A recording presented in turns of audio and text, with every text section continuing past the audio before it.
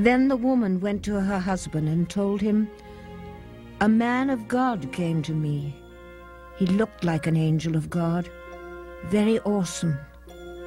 I did not ask him where he came from, and he did not tell me his name." Judges 13:6. They are perhaps the most mysterious figures in the Bible, and among the most captivating. Angels. Throughout history, these divine messengers from heaven have established a spellbinding hold on the human mind and comforted the human heart. What is the secret of their ageless power over our imaginations? Neither gods nor mortals, the very nature of angels in the Bible remains a source of intense controversy. Are they male or female? Are angels merely messengers of God, or do they shape the destinies of humanity? In perhaps the most startling example of such intervention, some scholars believe that angels in the Bible may have had sexual relations with human beings. While angels take part in some of the most dramatic moments in the Bible, they remain shrouded in mystery. Why are some people in the Bible visited by angels and others not? How has the role of angels in the lives of humanity evolved over thousands of years? And why do some people believe that angels still affect our lives to this day? These are but a few of the mysteries of the Bible.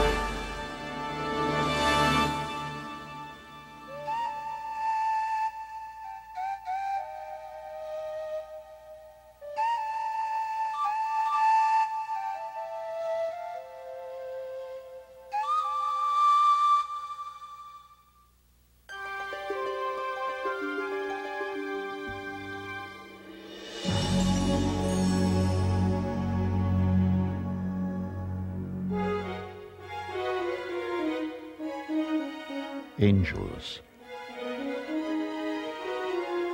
They evoke wonder, mystery, divine power and grace. The beliefs in these mysterious beings have evolved through history, from the Hebrew Bible to the New Testament, from ancient times to our own turbulent age. Angels have undergone an extraordinary transformation in their supernatural powers and in their profound meaning to humanity.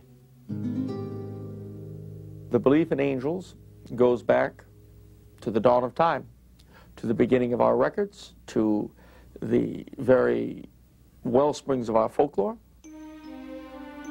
And it's very hard for me to believe that such a universal belief, encompassing so many different cultures, so many different peoples, could be wrong.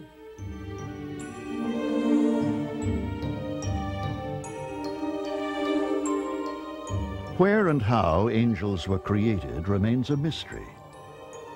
Have they existed throughout eternity, or were they themselves fashioned by God during the 6 days of creation?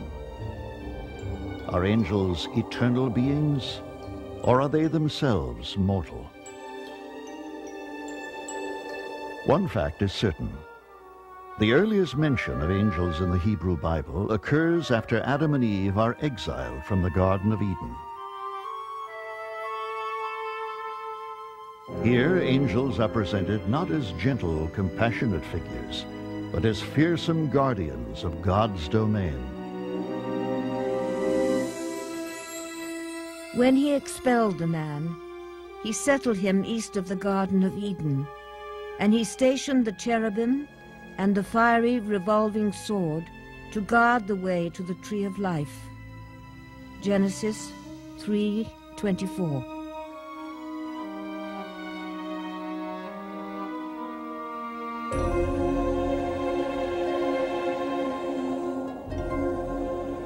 Soon after the first appearance of angels, they are shown as having a relationship with mankind which is far more carnal than spiritual. In one passage in the Bible, an incident is described which puzzles scholars to this day. When people began to multiply and daughters were born to them, the sons of God saw that they were fair, and they took wives for themselves of all that they chose. Genesis 6:1.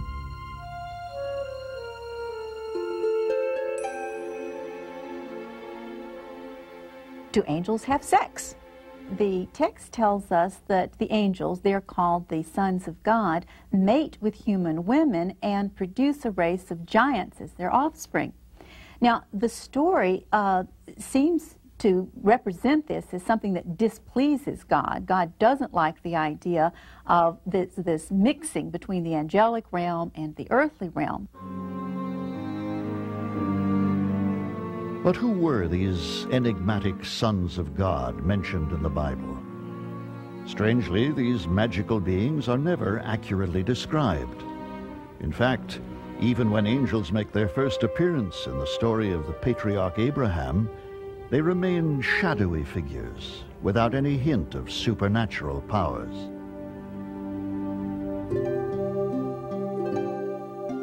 The angels come as messengers of the Almighty, bearing miraculous news for Abraham, that his wife Sarah, a woman of old age, will bear a child. When Sarah laughs in disbelief, an angel speaks.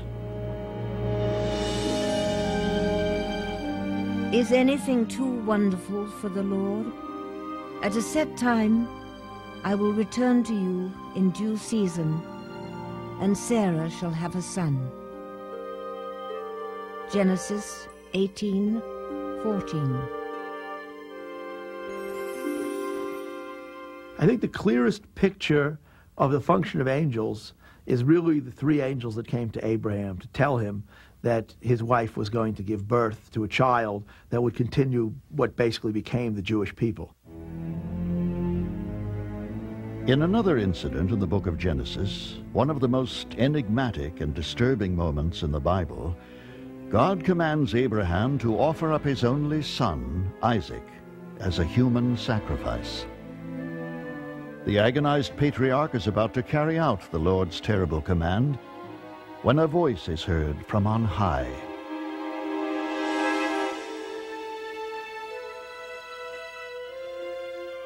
The angel of the Lord called to him from heaven and said, "Abraham, Abraham." And he said, "Here I am." "Do not lay your hand on the boy or do anything to him, for now I know you fear God." Genesis 22:12.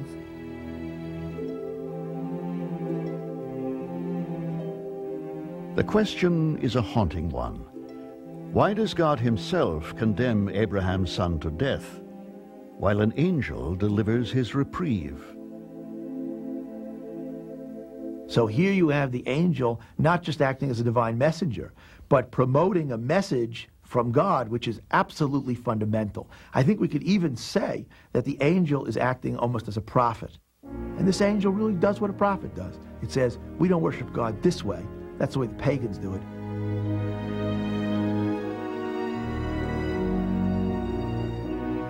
While an angel saves the life of Isaac, many scholars believe that strangely it is an angel who will do battle with another patriarch, Jacob, in one of the most mysterious struggles in the Bible. So Jacob was left alone, and a man wrestled with him till daybreak. The man saw he could not overpower him. Genesis 32:24. Jacob's wrestling with this strange nighttime visitor is one of the most haunting and mysterious episodes in the entire Bible. So who was it? Was it an angel? Was it Jacob wrestling with his own soul?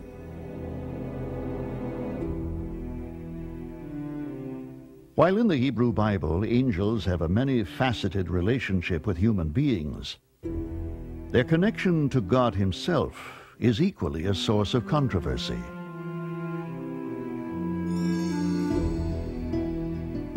In the book of Job, the scriptures provide a startling vision of the relationship of angels to God. Surprisingly, scholars believe it reflects the earthly power structure of the time. In the ancient world, God is understood in the image of a king, and one of the things that underscores a king's power is how many underlings there are to carry out the king's commands. There's a certain tension in the way people think about God. God's awesomeness, mystery, reserve, and dignity. Angels bear the presence of God, and yet they seem to be a little bit less austere, a little bit less transcendent.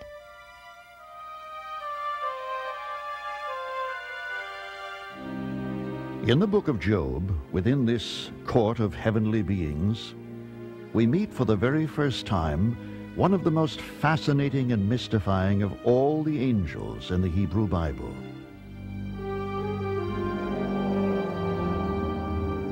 His name is Ha-Satan, meaning the accuser. For centuries to follow, the world would know him as the dreaded figure Satan.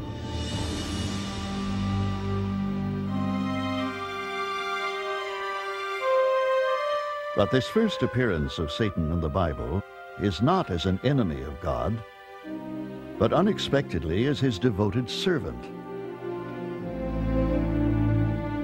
The Satan figure is not an evil figure at all.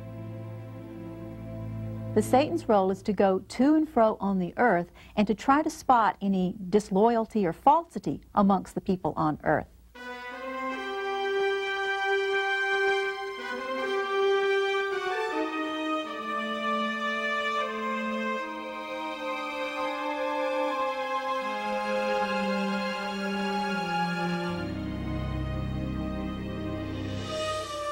With divine permission, Satan tests Job's character by killing his children.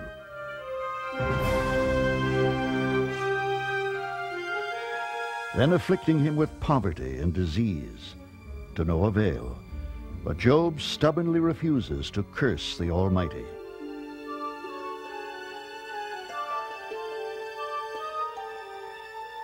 Strangely, as if echoing the suffering of Job himself, the Jewish people were about to fall victim to terrible persecution and conquest.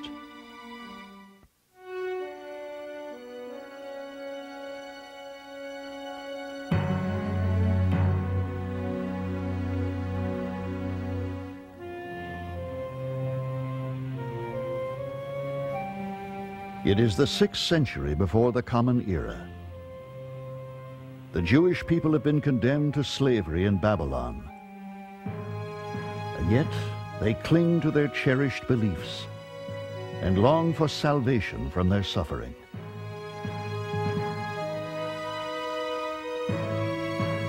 Why has their God seemingly forsaken them?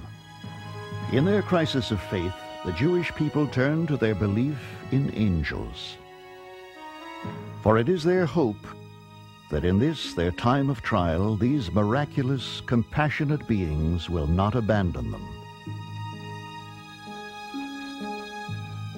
In the early portions of the Hebrew Bible, angels are shadowy, ill-defined figures. However, during this terrible period of need, they will undergo a mysterious transformation. For among the Jews, literature now emerges which vividly depicts angels as heroic protectors of a chosen people. In the scriptures written during the exile, angels become beings of flesh and blood, more tangible and more immediate than before. They acquire their own names and their own distinctive personalities. In the book of Daniel, which describes this troubled period, the angel Gabriel is pictured with startling vividness.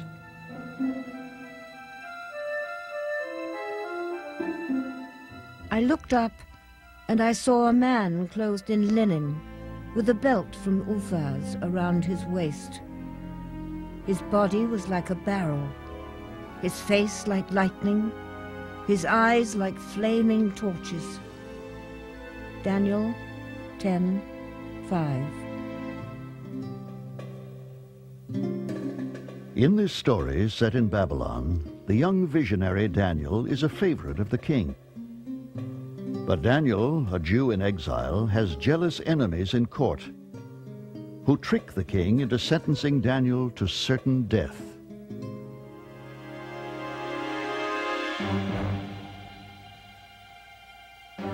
The king said to Daniel, "May your God, whom you faithfully serve, deliver you." Then the king gave the command, and Daniel was thrown into the den of lions. Daniel 6:16.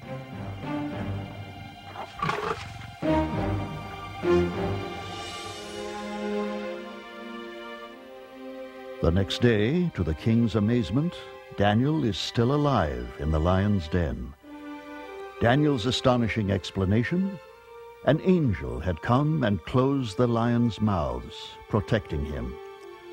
For the Jews in exile, what was the significance of this story?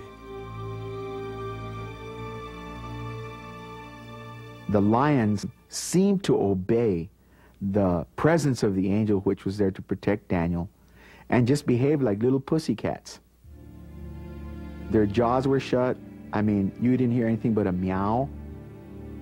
They're not only protecting Daniel, but letting the people in exile know through that story that God was with them in the exile, protecting them from the Babylonians. For the Jews living under oppression in Babylon, as for Daniel himself, a belief in angels provides a powerful reassurance that no crisis is too impossible for divine intervention. During the period of exile, as angels become increasingly important to the Jewish people, they acquire perhaps their most extraordinary characteristic. For surprisingly, it is at this time of profound spiritual crisis that in the Scriptures angels are endowed with their wings. Seeking the reason for this magical attribute, scholars have been drawn to an unlikely source. Did the spark of inspiration for angels' wings come not from Jewish tradition, but from the gods of the Babylonians, who were holding the Jews captive?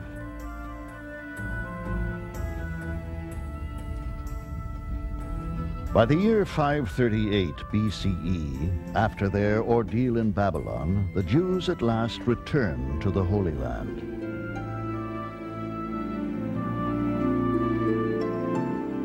With their faith in God seriously shaken, they seek spiritual renewal. Out of this quest emerges a mysterious new literature known as the Apocrypha. Here, Jews longing for spiritual sustenance find inspiration in stories of angels. According to the Apocrypha and other mystical texts of the time, angels are endowed with extraordinary powers. They are described as loyal guardians, known as those who never sleep.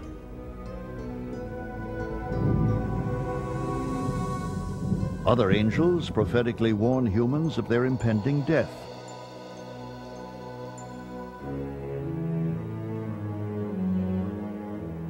Still others offer their own prayers on behalf of deserving human beings.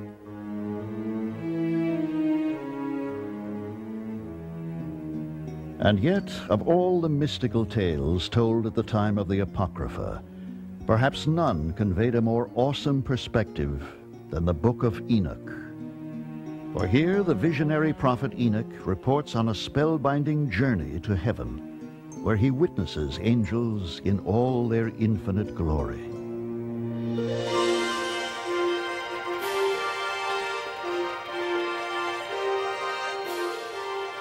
I saw 100,000 times 100,000, 10 million times 10 million, an innumerable and uncountable multitude, who stand before the glory of the Lord of spirits. And I came to know their names, which the angel who came with me revealed to me. 1 Enoch 41.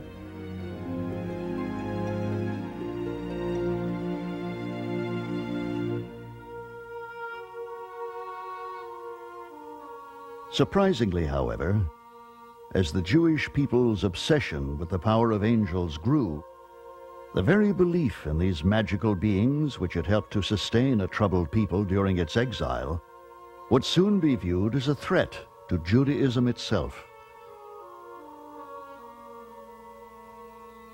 And it was a kind of creeping pseudo-paganism, if you want to call it that. We don't have any gods anymore, we just have 9,000 angels, and no matter what you go to in the world, you got angels. In that case, you may as well pray to the angels. Before you know it, this thing was out of at least from the point of view of the rabbis, out of hand.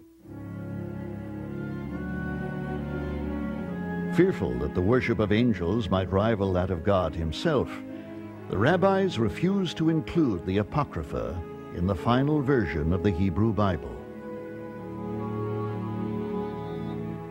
And yet, despite their fierce opposition, the wondrous accounts of angels could not be suppressed.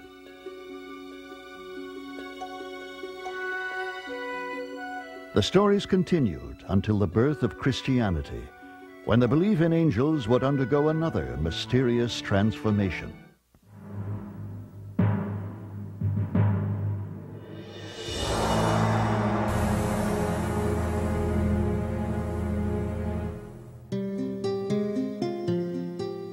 While they were there, the time came for her to have her child, and she gave birth to her firstborn son. She wrapped him in swaddling clothes and laid him in a manger. Luke 2:6.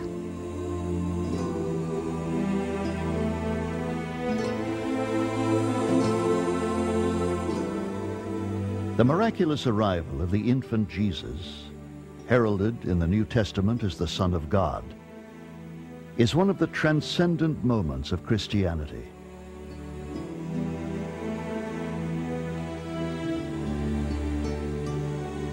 It is also perhaps the most frequently depicted birth in all the abundant religious art of the world. And yet, mysteriously, despite its extraordinary significance, the New Testament makes no mention of angels being present at the manger for the birth of Jesus.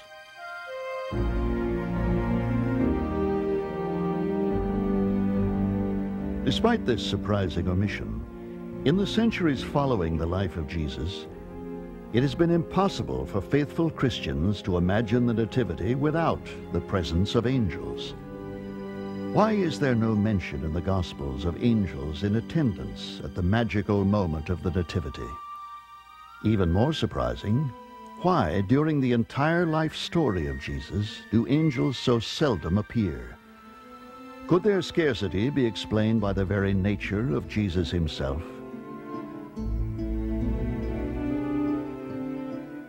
It seems to me that the shift is due to God becoming a man, and the divine takes on more human qualities, and that therefore God is no longer that strange, distant, divine, supernatural being that has no doings with humanity. For barely 30 years, Jesus traversed the earth, serving as a messenger of God's word. He was hailed as a miracle worker and a comforter of souls. With Jesus showing the warmth and compassion of the biblical angels, what need then would there be for these divine emissaries?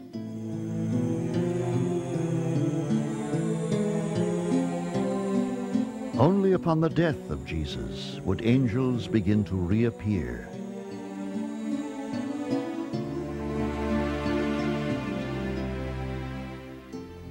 But the angel said, "Do not be afraid. I know you are looking for Jesus who was crucified. He is not here, for he is risen." Matthew 28:6.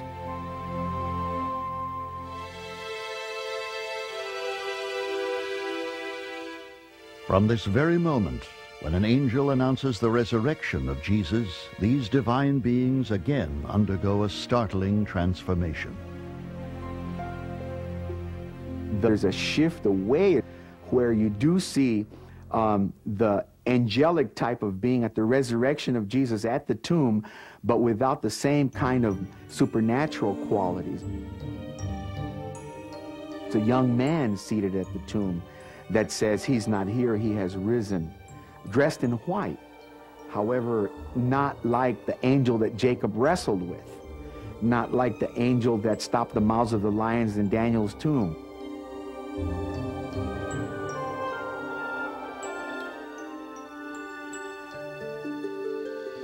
With the death and resurrection of Jesus, a bold new faith was born.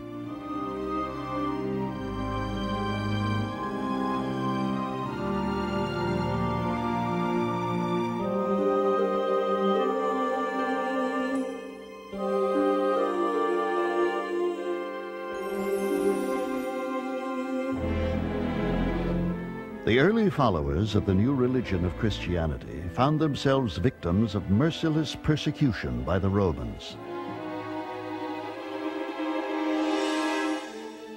Just as the Jews had looked to their belief in angels in their times of trial, so the early Christians were inspired by the angels in the last book of the New Testament, known as the Book of Revelation.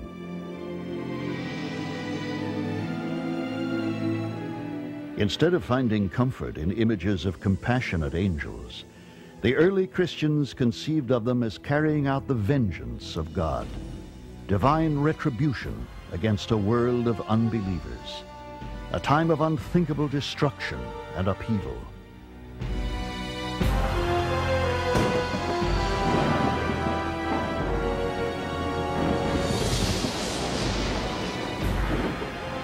Suddenly, disturbingly, in Revelations, a tumultuous battle erupts among the angels in heaven.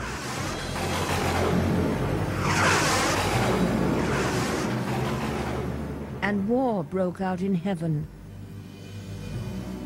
Michael and his angels fought against the dragon.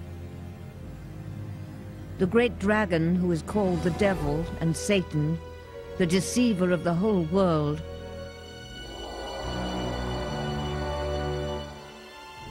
He was thrown down to earth, and his angels were thrown down with him.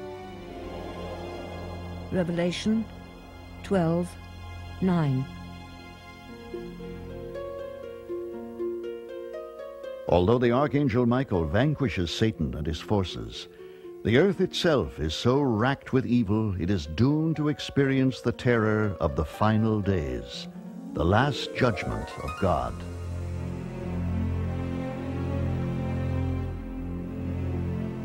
The prophetic books and the books of Revelation speak of the angels coming at the trump of doom and accompanying God on the last day. So the 4 angels were released, who were prepared for this hour, day, month, and year to kill 1/3 of the human race. Revelation 9:15.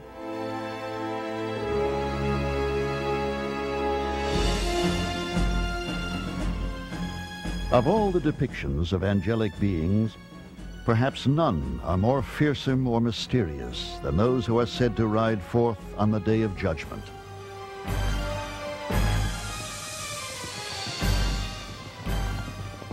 The 4 horsemen of the apocalypse. I looked, and there was a pale green horse. Its rider's name was Death, and Hades accompanied him. They were given authority over 1/4 of the earth to kill with sword, famine, and plague. Revelation 6:8. As the Roman persecution of the Christians would finally end, so would fears of a coming apocalypse. The once obscure religion of Christianity would come to dominate all of Europe, and with that flowering of faith, the belief in angels would flourish among the devout as never before.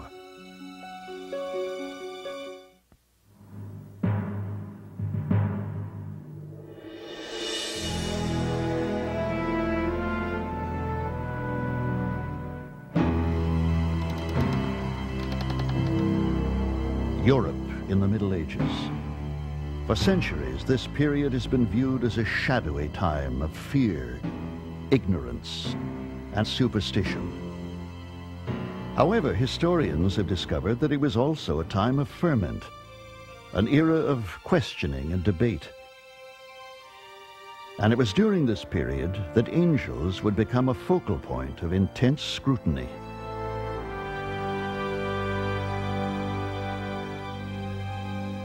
Believing that these divine beings actually existed, medieval thinkers sought to unlock the most fundamental mysteries of their nature.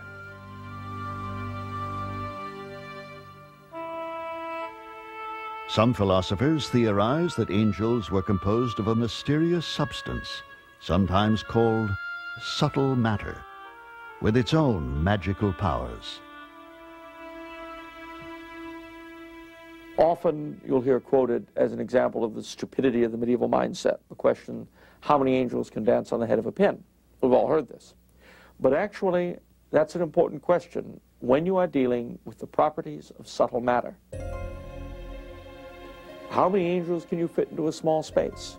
Then becomes a key question.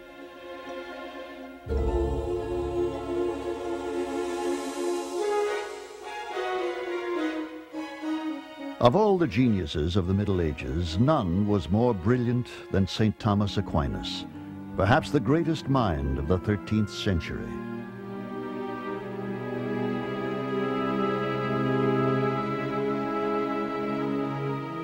Attempting to probe the nature of angels, the great philosopher would advocate an idea which would captivate the popular imagination for centuries to come. Certainly St. Thomas Aquinas speaks with authority on the notion of the guardian angel, and he delineates the role of the guardian angel. And thereafter, it remains a pretty basic component of Catholicism. And there are still many, many people who believe in the guardian angel. From his own extraordinary perspective, Aquinas conceived of guardian angels as a powerful spiritual presence with far-reaching powers. St. Thomas said you can have guardian angels not only of individuals, but of guardian angels of families, guardian angels of nations. He guides you through threshold experiences, and in particular, of course, he's there at the end to guide you over the threshold of death. A contemporary of Thomas Aquinas, Dante, would express his own extraordinary vision of angels in all their glory and mystery in his poetic masterpiece, The Divine Comedy.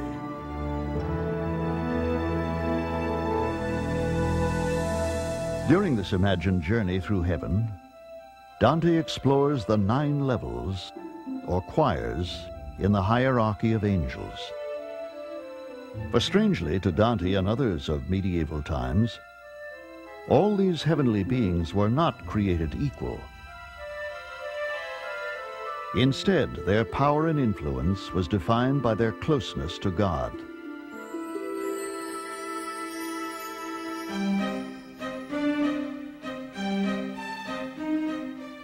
Nearest to God in the heavenly choir were the seraphim, cherubim, and thrones. Furthest from God and closest to human beings were the archangels, and lastly, angels.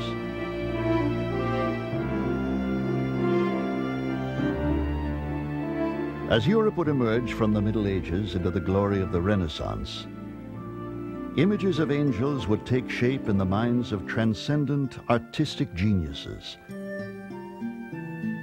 Men like Raphael, Botticelli, and Leonardo da Vinci.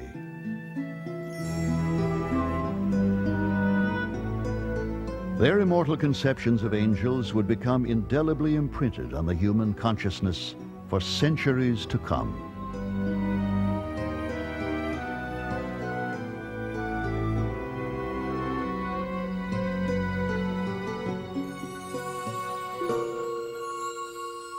In the Renaissance, however, angels were sometimes depicted as sensual, even erotic. Was this blasphemy? Or merely another twist in the strange evolution of these magical beings?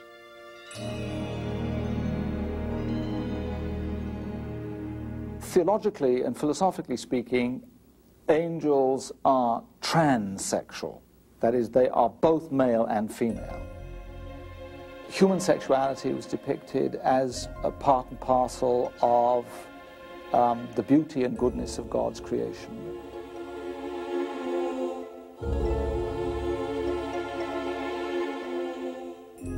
The angels envisioned by the great Renaissance sculptor Bernini evoked this mysteriously sensual mood, as in his magnificent sculpture of a sexually charged visit by an angel to Saint Teresa.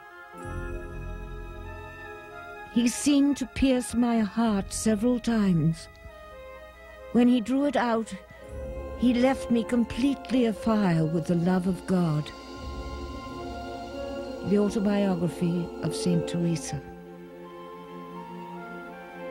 The Bernini depiction is a particularly erotic and powerful one. One of the great legacies of the Renaissance is to establish for us the visual notion of an angel.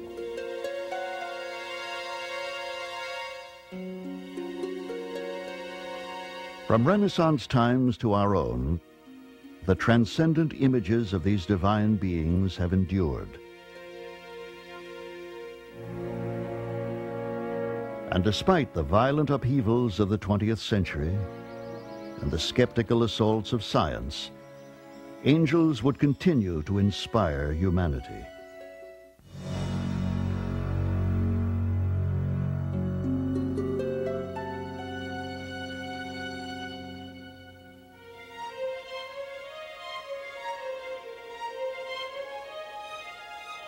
It would come to pass in the 20th century that, like angels, human beings too would learn to fly. They too would journey high into the glittering heavens among the stars. And yet even now, despite all the wonders of their advanced technology, as in ancient times, they would seek comfort in the company of angels.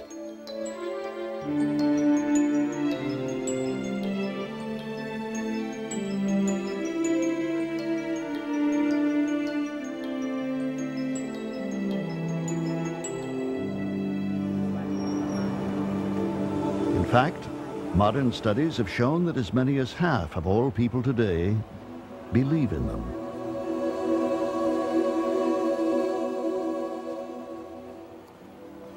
What is the secret power of these magical beings that inspire belief? And what does this reveal about angels and about ourselves? When there is a lot of speculation about the angels, it probably indicates that people are feeling vulnerable. People are feeling uncertain about their world. And by speculating on the angels, particularly notions of guardian angels and that sort of thing, what they're really talking about is a sense of the need for protection.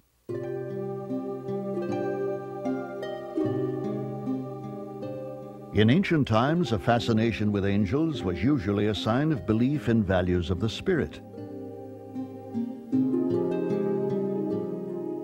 But experts believe that in our own time, our obsession with angels may ironically reveal more selfish, less spiritual motives.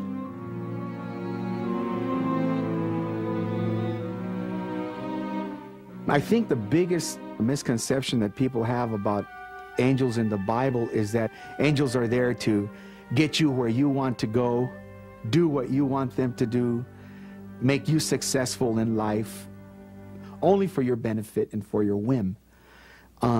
Whereas the Bible is very, very clear on the purpose of angels. That the purpose of angels is to point beyond themselves. They're not God. They're His instruments and messengers.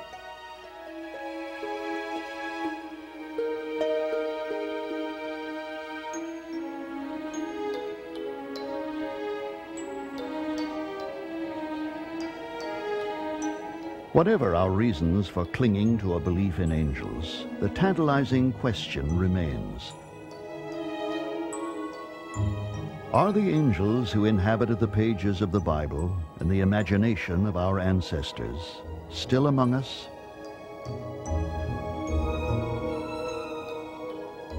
Myself, I believe that angels exist. I've never seen one, but that's not to deny that they're there, that they don't protect my children.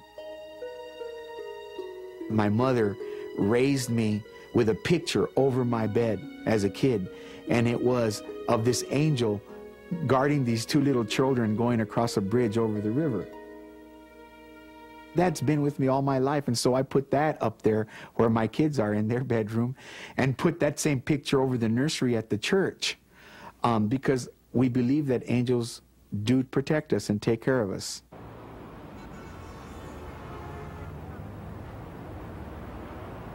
This revival of interest in angels, I'm rather skeptical about it. Is it something that is part and parcel of a real interest in the spiritual, or is it in some rather odd way a nostalgia for the past? But it seems to me that much of it is inspired by an unconsidered anti-rationalism, which I find actually rather dangerous, and I'm very afraid of it. The question of angels will not go away, not by a long shot. Whether or not we'll find any definite solutions to the questions they raise this side of the grave, that's another question. Why do we cling to visions of angels? Perhaps it is that in a world where human beings are increasingly estranged from nature and from each other, angels bear witness that miracles of the heart are still possible.